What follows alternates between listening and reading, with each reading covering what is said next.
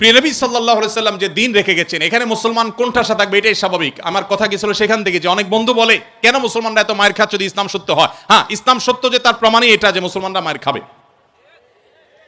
মুসলমানরা কখনো জুলুম করবে না, জুলুমের শিকার হতে পারে, মুসলমান কখনো জালিমের আসনে যাবে না। ব্যক্তিগত পর্যায়ে মুসলমান জালিম থাকতে পারে, সামষ্টিকভাবে সামগ্রিকভাবে বিশ্ববাসীর উপরে জুলুম এটা ছড়িয়ে দিবে, জুলুমের স্টিম রোলার চালাবে মুসলমানরা সামষ্টিকভাবে, এটা কোনোদিন হয়নি, ইতিহাসে কোনোদিন হবেও না।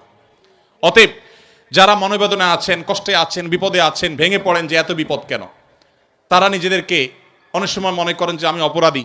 না, এটা বরং সান্ত্বনার ব্যাপার। যে যত ইমানদার হবে তার জীবনে যত পরীক্ষা আসবে তার থেকে তত কষ্ট করতে হবে এবং কষ্টের মধ্য দিয়ে পার হতে হবে। ইমানদারের সাফল্য হলো যে যত কষ্টই হোক না কেন একভাবে না একভাবে কষ্ট শেষ হবে। কোনোভাবে যদি শেষ না হয় মৃত্যুর মাধ্যমে শেষ হবে। এরপর যদি আল্লাহ তাআলা আমাকে জান্নাত অফার করেন যে বান্দা তুমি অনেক কষ্ট করেছো, তোমাকে আমি জান্নাত অফার করছি, তাহলে আমার সারা জীবনের কষ্টের বিনিময়ে অনন্তকালের জান্নাত পেয়ে গেলে এটা নিশ্চয়ই লাভজনক ডিল।